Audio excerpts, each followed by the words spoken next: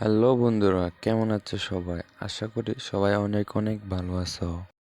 আজকে আমাদের ভিডিও টপিকটা হচ্ছে কিভাবে বুঝবো প্রোফাইল মনিটাইজেশন পাবো কি পাবো না। তো চলেন আজকের মূল ভিডিও শুরু করা যাক।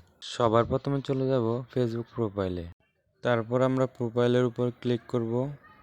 প্রোফাইলের উপর ক্লিক করার পর আপনাদের সামনে এরকম ইন্টারফেস শো করবে। এরপরে এখান থেকে আপনারা চলে যাবেন সি ড্যাশবোর্ড নামে যে অপশানটি আছে এটার মধ্যে। এরপর এখান থেকে স্ক্রল ডাউন করে নিচের দিকে আসবো। নিচের দিকে আসার পরে এখানে দেখবেন প্রোফাইল রিকমেন্ডেশন নামক একটা অপশান। প্রোফাইল রিকমেন্ডেশন নামে যে অপশানটি আছে এটার মধ্যে ক্লিক করবেন।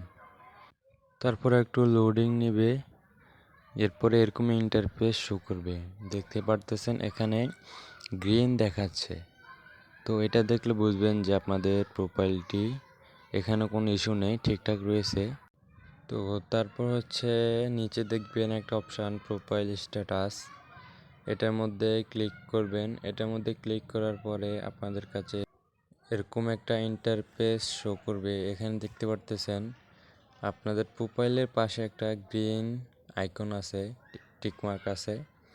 এটা হচ্ছে বুঝাইতেছে যে আপনাদের প্রোফাইলটি ঠিকঠাক রয়েছে। এটা দেখলে বুঝতে পারবেন আপনাদের প্রোফাইলে মনিটাইজেশন পাবেন।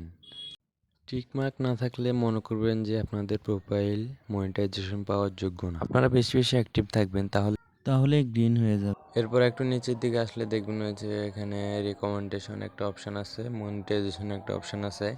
এখানে দেখাচ্ছে যে অ্যাক্টিভ দুটোটাই অ্যাক্টিভ দেখাচ্ছে, যে দেখতে পারতেছেন দুটোটাই অ্যাক্টিভ দেখাচ্ছে। তার মানে হচ্ছে যে আপনাদের প্রোফাইলটি সুরক্ষিত আছে, কোনো ইস্যু নেই। তো যাদের যাদের এখানে অ্যাক্টিভ লেখা থাকবে না তারা বুঝবেন যে আপনাদের প্রোফাইলটি সুরক্ষিত নেই। তো তারা অতি দ্রুত বেশি বেশি ভিডিও পোস্ট করবেন।